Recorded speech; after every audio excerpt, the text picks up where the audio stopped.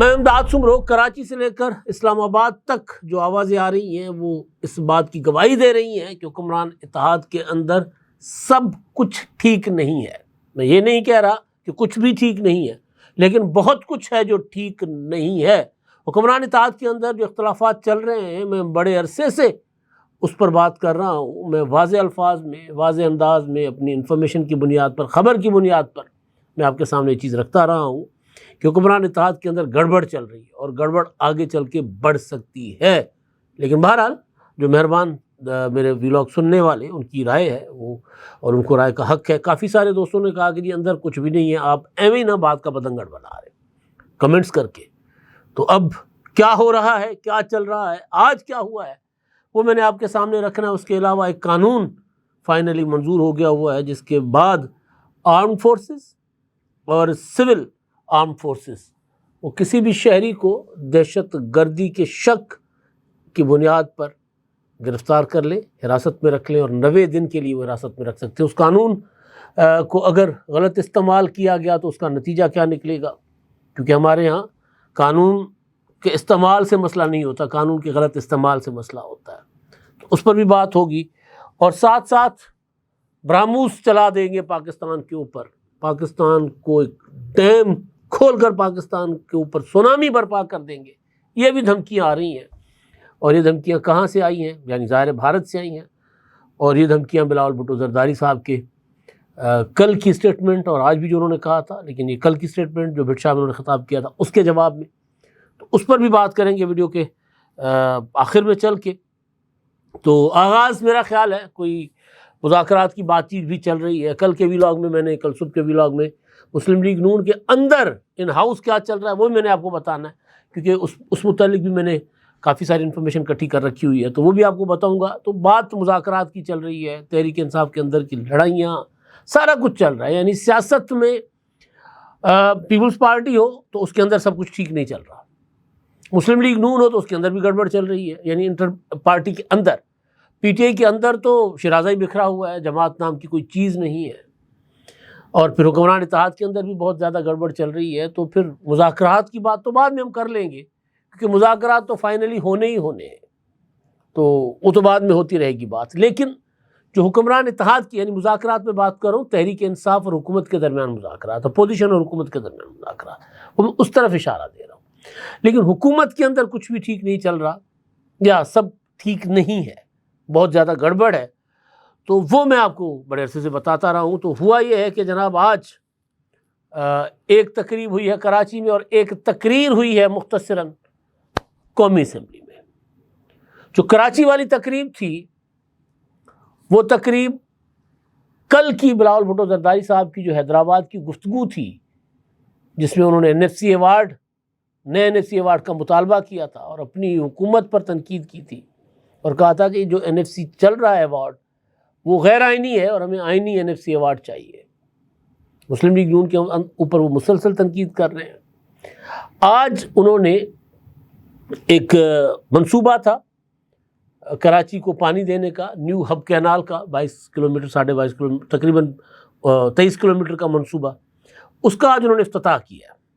وہ انہوں نے لمبی چوڑی تقریر کی ہے، اس میں انڈیا کے اوپر بھی انہوں نے بات کی ہے۔ انہوں نے کہا کہ جی بھارت کو ہم اپنا پانی بند کرنے نہیں دیں گے، اگر بھارت سنتاس معاہدے پر عمل نہیں کرتا، اگر اس کو تسلیم نہیں کرتا، تو پھر ہم بھارت سے اپنے 6 کے 6 دریا چھین لیں گے، یہ بلاول بھٹو نے کہا۔ لیکن ساتھ ساتھ انہوں نے، جب مراد علی شاہ صاحب نے اور میئر کراچی مرزا وہاب صاحب نے کہا کہ وزیر اعظم شہباز شریف ہو، وزیر اعظم عمران خان ہو، یا وزیر اعظم نواز شریف صاحب ہو، K4 کے منصوبے کے لیے پیسے نہیں دیتے، وعدے کرتے ہیں، وعدے وعید کرتے ہیں، لیکن نہیں دیتے۔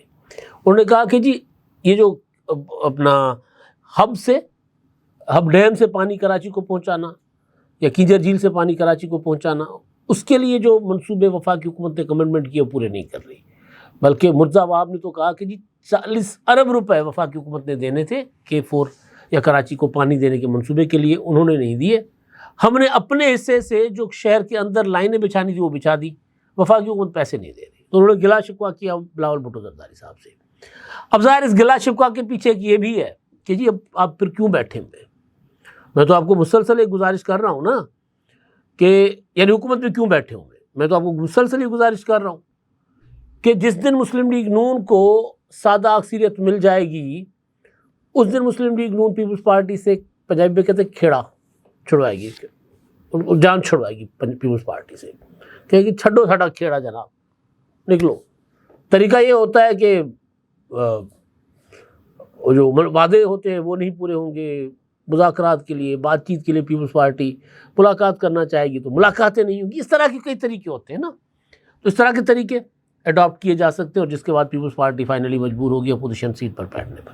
اب تو قومی اسمبلی میں اپوزیشن لیڈر بھی نہیں رہے, عمر ایوب صاحب جو ہے وہ ڈسکوالیفائی کر دیے گئے, اور وہاں ہو سکتا ہے کل کو مولانا فضل الرحمان صاحب اپوزیشن لیڈر آ جائیں, کیونکہ تحریک انصاف ہو یا سنی اتحاد کونسل ہو بطور جماعت تو وہ ہیں نہیں, وہ سارے آزاد رکن ہیں.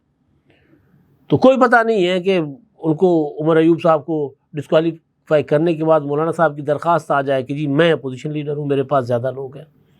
لیکن مولانا فضل الرحمان صاحب ذرا اپوزیشن کے احترام میں اس طرف نہیں جا رہے, لیکن کل کو یہ معاملہ جا سکتا ہے. ورنہ بلاول بھٹو زرداری صاحب پیپلز پارٹی جب حکومت سے الگ ہوگی اگر, تو بلاول بھٹو اپوزیشن لیڈر بن جائیں گے. تو جو مراد علی شاہ صاحب نے اور میئر کراچی مرزا وہاب صاحب نے جو گفتگو کی ہے وہ بیسیکلی یہ ہے کہ جناب آپ حکومت میں بیٹھے ہوئے ہیں اور آپ کے ساتھ وعدے جو ہوتے ہیں وہ پورے تو نہیں ہوتے, لوگوں کی ہمیں سننا پڑتی ہے. تو پھر بلاول بھٹو نے تقریر میں جو جملہ کہا, کیونکہ جملے بلاول بھٹو بہرحال اپنے نانا کی طرح اچھے جملے بنا لیتے ہیں جو وہ بعد میں ایک بن جاتا ہے لوگوں کے لیے, سلیکٹڈ عمران خان صاحب کے لیے کہا تھا. اسی طرح کافی ساری چیزیں ان کی بڑی پاپولر ہوئی, میمز بھی بنی ہیں اس پر. تو انہوں نے کہا بلاول بھٹو نے کہ کراچی کے لیے شہباز اسپیڈ کے بجائے شہباز سلو ہے. ایسا نہیں چل سکتا کہ پنجاب کے لیے شہباز اسپیڈ اور کراچی کے لیے شہباز سلو. اب یہ انہوں نے بات کی ہے, اس کا مطلب یہ ہے کہ وزیر اعظم شہباز شریف صاحب جو ہے, وفاقی حکومت جو ہے, سندھ کے موٹر وے پر بات آتی ہے, کراچی حیدرآباد سکھر حیدرآباد موٹر وے پر بات آتی ہے تو پیسے نہیں ہوتے ان کے پاس, لیکن لاہور سے بہاول نگر تک موٹر وے نہیں بنتی ہے, اس کے لیے پیسے ہوتے ہیں. اسی طرح اگر لاہور کا منصوبہ ہوتا ہے تو وفاقی حکومت فنڈ جاری کر دیتی ہے, لیکن کراچی کے لیے نہیں. تو یہ ان کا الزام یہ ہے کہ اس طرح کی سپیڈیں ان کی. تو میں نے ٹویٹ کیا بلاول کا جملہ, تو نیچے لوگوں نے نا اچھا خاصا ماشاءاللہ لوگ گالم گلوچ کرنے کے ماہر ہیں, کرتے رہے, فرق نہیں پڑتا. بات یہ ہوتی ہے کہ جو جملہ ہے بلاول کا وہ کیا کہہ رہا ہے, وہ یہ کہہ رہا ہے کہ پاکستان ایک وفاق ہے, اس وفاق میں جو پی ایس ڈی پی میں فنڈز صوبوں کے لیے مختص کیے جاتے ہیں وہ منصفانہ ہونے چاہیے. وفاق جہاں ترقیاتی کام کرتا ہے منصفانہ ہونے چاہیے, اور پھر وہ وعدے پورے بھی ہونے چاہیے. مطلب K4 منصوبہ صرف شہباز شریف نے نہیں روکا ہوا, پرویز مشرف کے دور سے چلتا آ رہا ہے, چل سو چل, اس پر عمل نہیں ہو رہا. اور کراچی وہ شہر ہے جو سب کو پالتا ہے, کیا سندھی, کیا بلوچ, کیا اردو اسپیکنگ, کیا وہ تو خیر مقامی باشندے ہیں نا سندھی اور اردو اسپیکنگ تو, اور ملیاری کے بلوچ بھی, لیکن پاکستان کے دوسرے شہروں سے لوگ جو آ کر رچتے بستے ہیں دوسرے علاقوں سے, ان کو پال رہا ہوتا ہے. تو بھائی کراچی کے حق کی بات کرنے کا مطلب یہ کیسے ہو گیا کہ جی وہ صوبائیت ہے, اور دوسرا یہ کہ جی وہ صوبے میں تو پیپلز پارٹی کی حکومت ہے تو وہ کیوں نہیں کر رہی. ہاں ان کی جہاں نالائکی ہے اس پر بات ہونی چاہیے. 15 سال سے اگر ان کی صوبے میں حکومت ہے, ظاہر ہے 16-17واں سال ہے, کراچی کو جو شہر ہونا چاہیے تھا وہ نہیں ہے. جگہ جگہ سڑکیں ٹوٹی ہوئی ہیں, بارش آتی ہے تو پانی کھڑا ہو جاتا ہے, ٹریفک کا ایشو ہے, ٹینکرز اور ڈمپر کا ایشو ان سے نہیں حل ہو رہا, آئے روز لوگ کچلے جاتے ہیں. ٹرانسپورٹ اس معیار کی نہیں ہے, گو کہ انہوں نے کافی بہتر بھی کی ہے لیکن اس معیار کی نہیں ہے. صحت کے معاملے میں کام ہوا ہے جو ماننا چاہیے. لیکن یہ کیسے ہو گیا کہ جی کراچی کو وفاقی حکومت جو ہے بالکل نظر انداز کر دے. دنیا جو ہے یا تو میگا سٹی ہے نا کراچی, تو کراچی کے جو فنڈز ہیں سارے کے سارے کراچی کو دے دیں, کراچی جو کماتا ہے, پھر تو ٹھیک ہے, پھر گلا نہیں بنتا سندھ حکومت کا مرکز سے. لیکن اگر وہاں سے وفاقی ادارے ٹیکس کلیکٹ کر کے لے جاتے اور پھر کراچی کو اس کی آبادی کے مطابق شیئر نہیں ملتا, اور پھر سارے ملک کے سے لوگ آ کر وہاں رچتے بستے, ان کے حصے کا شیئر NFC میں ان صوبوں کو جاتا ہے, تو پھر کراچی کو تو بہرحال پھر کراچی اس طرح مسائلستان تو بنے گا. تو بات انہوں نے کی ہے، اس میں صوبائی حکومت کی ناکامیاں، نالائکیاں، نااہلیاں اپنی جگہ، اس پر ذکر کرنا چاہیے، اس کی بات کرنی چاہیے، لیکن یہ بالکل درست بات ہے. بطور پاکستانی شہری میں لاہور میں رہتا ہوں، لیکن جتنا وفاقی حکومت کو دوسرے صوبوں پر خرچہ کرنا چاہیے نہیں، وہ نہیں کر رہے. یہ صرف شہباز حکومت کی بات نہیں، یہ ہر دور میں ہی ہوتا ہے. پنجاب پر زیادہ نوازشات ہوتی ہیں. اب آپ دیکھیں وزیر اعظم شہباز شریف صاحب نے کہا تھا کہ جی کراچی سے چمن تک جو سڑک ہے، جو خونی سڑک ہے، وہ ہم بنائیں گے، لیکن اس کے لیے پیٹرول سے لوگوں سے پیسے لیں گے، وصول کریں گے. پیٹرول کی قیمت کم ہونی تھی، نہیں کی. یہ آڑ لے لی کہ جی وہ ہم کیونکہ ہم نے سڑک بنانی ہے تو اس لیے اب ہم کم نہیں کر رہے. تو ساری سڑکیں کیا پاکستان کی پیٹرولیم لیوی یا پیٹرول پر ایک ایک پیسہ، دو دو پیسے اکٹھے کر کے بنی ہے؟ یہ موٹر ویز پشاور سے لے کے جو سکھر تک پہنچی ہے، یہ اس طرح بنی ہے کہ جی آپ نے پائی اکٹھی کر کے جوڑ کے بنائی ہے؟ ایسے نہیں ہوتا. تو جو بات جائز ہے کسی کی، اس کو تسلیم کرنا چاہیے کہ نہیں ہے بھائی وفاقی حکومت کا فوکس دوسرے صوبوں کے اوپر. بالکل درست بات ہے. خیر، تو یہ بلاول بھٹو نے بات کی، اس کا مطلب یہ ہے کہ وفاقی حکومت میں سب کچھ ٹھیک نہیں چل رہا. یہ بات پبلک میں انہوں نے کیوں کی؟ یہ بات وزیر اعظم سے ملے تھے پچھلے دنوں، خیر وہ تعزیت کے لیے گئے تھے. یہ بات ویسے بھی کی جا سکتی تھی، نہیں کی انہوں نے. پبلک میں بات کرنے کا مطلب یہ ہے کہ اپنے ووٹر کو کہہ رہے ہیں کہ جی میں بھی خوش نہیں ہوں، اپنے حلقے کو کہہ رہے ہیں کہ جی میں بھی خوش نہیں ہوں شہباز شریف صاحب کی گورننس سے، ان کی سپیڈ سے. وہ سپیڈ ایک طرف جا رہی ہے، دوسری طرف دیکھتی نہیں ہے. قومی اسمبلی میں کیا ہوا؟